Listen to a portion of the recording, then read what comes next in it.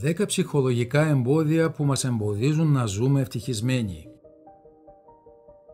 Τα ψυχολογικά εμπόδια, οι αρνητικές σκέψεις και η στενομυαλιά είναι μερικά από τα πράγματα που δεν μας αφήνουν να ζήσουμε ευτυχισμένοι. Για να σπάσουν αυτό τον φαύλο κύκλο, πολλοί άνθρωποι καταφεύγουν στα βιβλία. Δείτε παρακάτω 10 ψυχολογικά εμπόδια που δεν μας επιτρέπουν να ζούμε ευτυχισμένοι.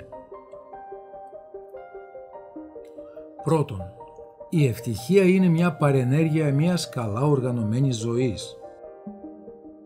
Η ευτυχία, η χαρά και η επιτυχία είναι αποτελέσματα μια καλά οργανωμένης ζωής.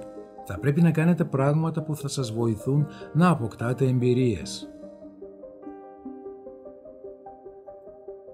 Δεύτερον, όταν μιλάτε σε έναν άνθρωπο, να έχετε στο νου σας ότι και αυτός έχει δώσει μεγάλη αξία στον εαυτό του, όπως και εσείς. Δεν θα πρέπει ποτέ να ξεχνάτε ότι ο άνθρωπος που έχετε απέναντί σας είναι εξίσου ξεχωριστός με εσάς και έχει τις δικές του απόψεις για τη ζωή. Κάθε άνθρωπος που συναντάτε δίνει μία μάχη που δεν γνωρίζετε. Θα πρέπει πάντα να σέβεστε τους άλλους ανθρώπους. Πώς μπορεί να σας βοηθήσει κάποιος άλλος αν δεν κάνετε κάτι για τον εαυτό σας? Οι άνθρωποι πάντα κρινόμαστε από τις πράξεις μας. Κανένας δεν μπορεί να σας βοηθήσει αν δεν βοηθήσετε πρώτα εσείς οι ίδιοι τον εαυτό σας. Όταν αποφασίσετε να αναλάβετε δράση για να πετύχετε κάτι που θέλετε, θα βρείτε συμμάχους που θα σας βοηθήσουν. Τέταρτο, όταν γίνετε πετυχημένοι, όλα τα αρνητικά συναισθήματα θα εξαφανιστούν. Μέσα μας δημιουργούνται πολλά αρνητικά συναισθήματα επειδή είμαστε δυσαρεστημένοι με τον εαυτό μας. Ωστόσο, όταν αρχίσετε να κάνετε αυτό που αγαπάτε, θα γίνετε πετυχημένοι. Δεν θα καταλάβετε καν πώς θα εξαφανιστούν όλες οι αρνητικές σκέψεις. Πέμπτο, αν θέλετε να δείτε το μεγαλύτερο εχθρό σας, κοιτάξτε στο καθρέφτη.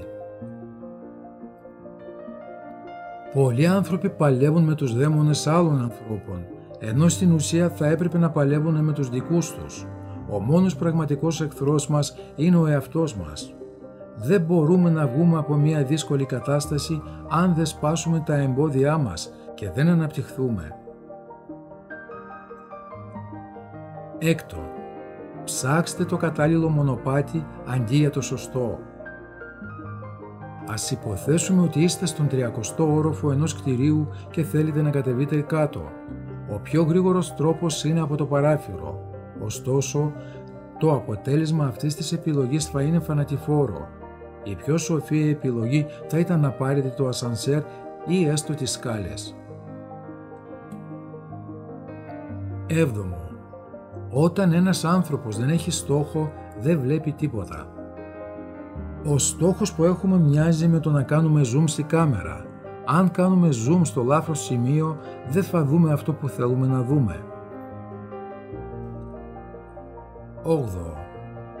Αν θέλετε να αποδείξετε κάτι σε έναν άνθρωπο, σημαίνει ότι ζείτε για αυτόν. Αν θέλετε να είστε ευτυχισμένοι, θα πρέπει να σταματήσετε να θέλετε να αποδείξετε στους άλλους ότι έχετε δίκαιο. Ο λόγος που θέλετε να αλλάξετε τη γνώμη ενός άλλου είναι επειδή θεωρείτε ότι η γνώμη του είναι πιο σημαντική. Αν ζείτε τη ζωή σας για τον εαυτό σας, δεν υπάρχει λόγος να αποδείξετε τίποτα σε κανέναν. 9. Η ικανότητα να αγαπάμε και να δεχόμαστε τη μοναχικότητα είναι ενδείξεις ενός συναισθηματικά ώριμου ανθρώπου. Μόνο οι άνθρωποι που μισούν τον εαυτό τους δεν μπορούν να μείνουν μόνοι τους. Οι άνθρωποι που είναι συναισθηματικά ώριμοι χρησιμοποιούν το χρόνο που περνούν μόνοι τους για να βελτιώσουν τον εαυτό τους και να μάθουν καινούργια πράγματα για να τα μοιραστούν στη συνέχεια με τους άλλους. 10. Ευτυχία είναι όταν αυτό που θέλεις και μπορείς και τα πρέπει είναι το ίδιο πράγμα.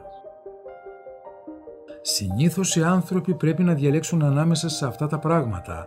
Πρέπει αλλά δεν θέλω. Θέλω αλλά δεν μπορώ. Το μόνο πράγμα που πρέπει να βελτιώσει ένας άνθρωπος είναι ο ίδιος του εαυτός.